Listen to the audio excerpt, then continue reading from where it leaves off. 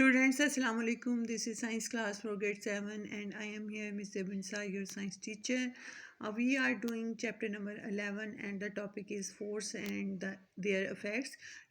In our previous lecture, we did about what is force. Force is a push और पुल. मैंने जैसे आपको कल के लेक्चर में बताया कि फ़ोर्स क्या है. फ़ोर्स या तो पुश है या पुल है. जो भी हम एक्टिविटी करते हैं अपनी डेली लाइफ में, या तो हम चीज़ों को पुश करते हैं या पुल करते हैं, और उन्हें ऐसा करने के लिए हमें जिस चीज़ की ज़रूरत होती है that is called force. And then we did the different effects of force on different objects, like force can change the shape and size of the object. वो अगर force जैसे उसमें हमने एग्जांपल की कार के कोलिजन की, जब गाड़ी किसी जगह से टकराती है तो उसकी शेप भी चेंज हो जाती है और साइज़ भी चेंज हो जाता है. इसी तरह it makes a stationary object move.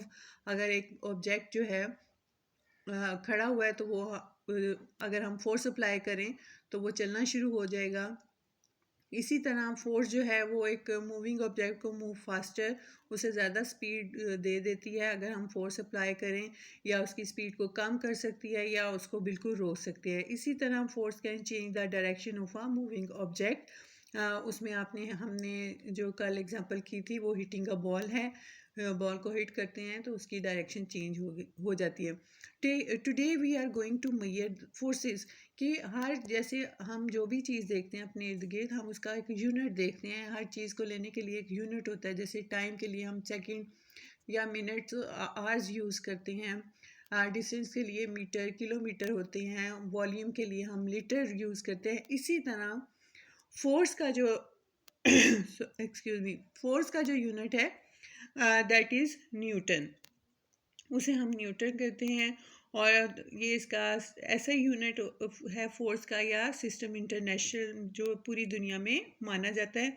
और ये मेजर करने के लिए कि कितनी फोर्स है, आप एक एप्पल लें अबाउट 100 ग्राम्स वेट जिसका हो, और उसे अपने पाम पे या अपनी हथेली पे, जिस तरह से ये पिक्चर में शो है, इसे रख लें. तो आपको जो वेट महसूस होता है, जो फोर्स महसूस होती है आपके हाथ पे, दैट इज़ अबाउट 1 न्यूटन. वो 1 न्यूटन के इक्वल होती है. अब ये कि हम इसे मेजर कैसे करें, ये तो हमारा एक सपोज था. तो मेजर करने के लिए डिफरेंट डिवाइसेस हैं. आप अपने इर्द गिर्द भी देखते हैं, जैसे कि स्प्रिंग बैलेंस है, इलेक्ट्रिकल बैलेंस होता है, और ये इसके अलावा जो है फोर्स मीटर है. ये सब चीज़ें यूज़ होती हैं फोर्स को मेजर करने के लिए. और स्प्रिंग बैलेंस में जो है वो एक स्प्रिंग यूज़ होता है. तो आपने देखा होगा स्प्रिंग कि जब उसको हम कंप्रेस करते हैं तो वो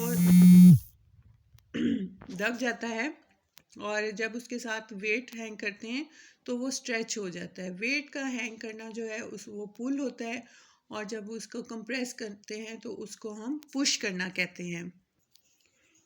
स्टूडेंट्स, ये एक स्प्रिंग बैलेंस की फिगर है, और यहाँ देखें एक हुक के साथ जो है वेट हैंग हुआ है जिसका हमने वेट करना है.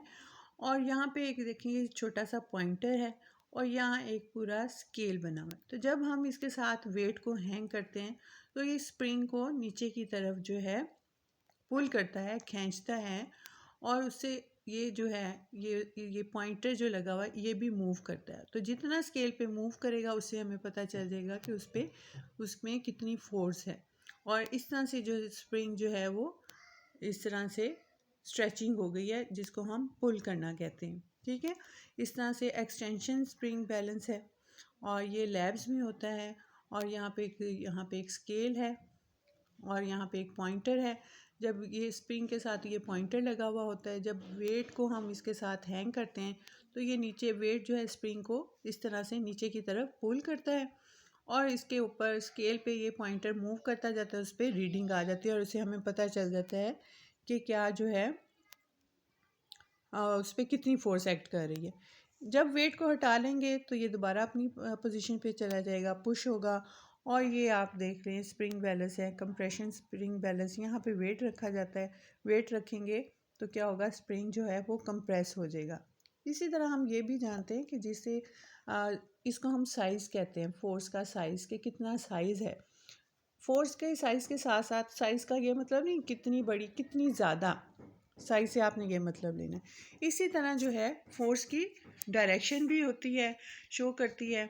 जैसे कि फॉर एग्ज़ाम्पल ग्रेविटेशनल फ़ोर्स जो क्या होती है, वो ज़मीन की कशिश को कहते हैं, उसे ग्रेविटेशन फ़ोर्स करती है। और ये डाउनवर्ड जो है उसकी डायरेक्शन होती है to the centre of earth. वो कैसे हमें पता चलता है डाउनवर्ड? के आप देखते हैं हर चीज़ जो है वो नीचे की तरफ गिरती है, ऊपर से नीचे की तरफ। तो इसका मतलब है ग्रेविटेशनल फोर्स की वजह से चीज़ें गिरती है, फोर्स ऑफ ग्रेविटी उन्हें अपनी तरफ अट्रैक्ट करती है, खींचती है और चीज़ें नीचे की तरफ जाती हैं। इसलिए हम कहते हैं कि फोर्स ऑफ ग्रेविटी की डायरेक्शन जो है वो डाउनवर्ड है towards the centre of the earth. और जो फ्रैक्शनल फोर्स है वो हमेशा ऑपोजिट डायरेक्शन में एक्ट करती है मोशन के, यानी जिस साइड पे मूवमेंट होती है उसके ऑपोजिट जो है वो फ्रैक्शनल फोर्स या अपोजिंग फोर्स, मुखालिफ फोर्स जो है वो एक्ट करती है। और उसको हम फोर्स को एक एरो से शो करते हैं with its side represented by the length of arrow. और वो कितनी है उसको हम एरो के लेंथ से बताते हैं।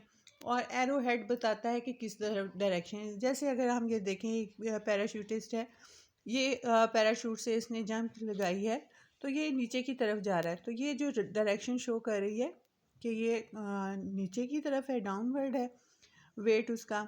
और ये जो है ये पैराशूट जो है वो उसको ऊपर की तरफ लेके जा रहा है, तो ये एरो की डायरेक्शन अपवर्ड है।